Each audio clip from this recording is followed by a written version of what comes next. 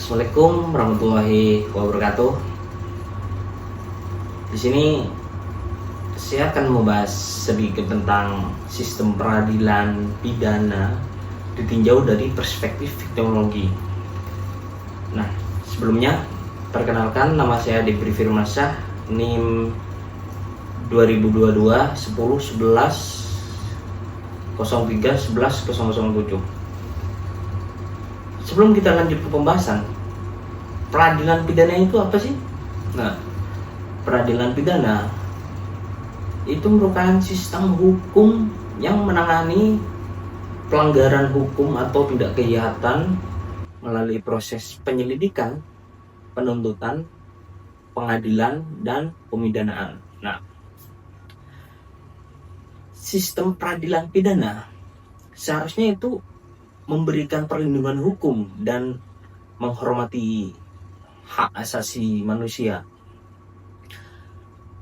Akan tetapi, kenapa di Indonesia ini masih banyak memberikan porsi besar kepada para pelaku? Nah, sedangkan si korban ini kurang diperhatikan hak-haknya sebagai korban. Nah,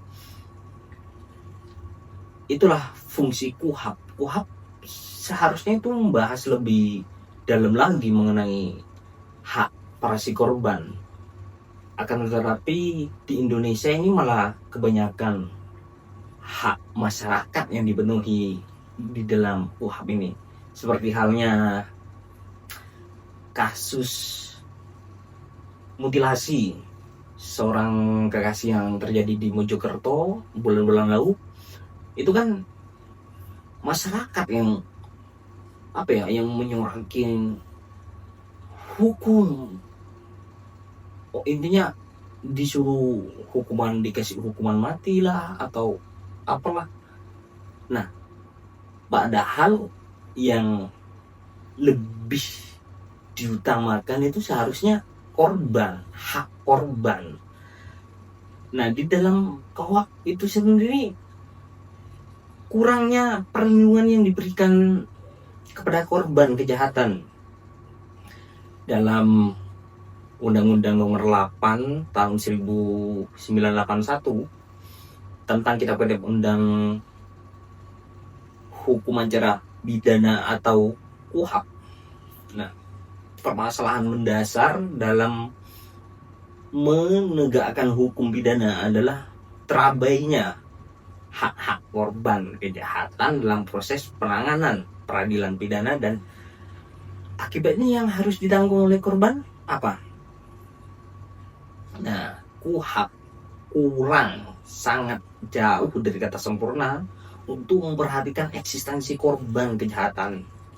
Terlihat dari sedikitnya pasal yang membahas tentang korban dan pembahasan yang sering tidak fokus. Namun KUHP belum sepenuhnya mencantumkan perlindungan yang diperlukan bagi korban atau tindak kekerasan fisik menggunakan senjata tajam atau tindak kejahatan fisik lainnya lah, dan mengendalikan emosi dalam diri dan dapat disebabkan oleh motif-motif kejahatan tertentu. Pentingnya memperhatikan korban dan harus mendapatkan perlindungan serta pelayanan yang memadai. Peran korban dalam sistem peradilan pidana harus diaktifkan dan memudahkan penanggulangan kejahatan serta adil dan efektif. Perlindungan hukum terhadap korban tindak pidana kekerasan merupakan sebuah hal yang mutlak sesuai pasal 98 di dalam KUHP, kitab Undang-Undang Hukum Acara Pidana, yaitu KUHP. Nah, perspektif victimologi, restoratif justice menjadi salah satu pilar dalam upaya memperoleh keadilan melalui perlindungan hukum yang tegas dan nyata. sebagai sebuah hal yang mutlak dengan menggunakan teori upaya penanggulangan kejahatan dan upaya restitusi korban tindak pidana menjadi sebuah harapan besar bagi korban untuk mendapatkan keadilan dan kepastian hukum. Penanggulangan kejahatan maupun restitusi bertuju untuk memberi manfaat terhadap korban tindak pidana. Perkembangan viktimologi memang tidak merata pada setiap negara, meskipun terdapat kesamaan dalam cara mengembangkan viktimologi.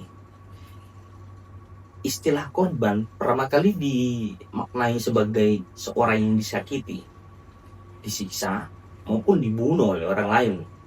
Korban dapat berjumlah lebih dari satu orang, atau dalam sebuah komunitas juga bisa menjadi korban. Tindak pidana kekerasan fisik adalah salah satu bentuk tindak pidana kekerasan yang seringkali kita jumpai, baik melalui berita televisi, koran, dan ditemui secara langsung di lingkungan tempat kita tinggal.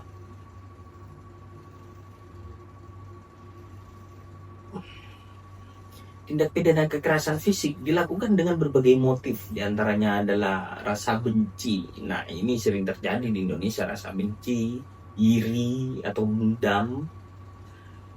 Dan semua hal yang tercakup dalam itu cuman satu tujuannya, ya untuk memenuhi hasrat bagi sang pelaku. Soalnya kita kalau tidak melakukan tindakan yang bersumber dari dendam ataupun hasrat yang tidak terpenuhi, kan masa ada yang kurang. Nah, di situ saja itu sebenarnya para korban harus mendapatkan entah kita melakukan hal-hal kecil di ruang lingkup, seperti halnya ya diperhatikanlah atau dianggap sebagai orang atau dicintai lah sebagai manusia. Sebenarnya manusia-manusia yang memiliki ego untuk membalas dendam seperti itu kan berasal dari manusia-manusia yang kurang diperhatikan.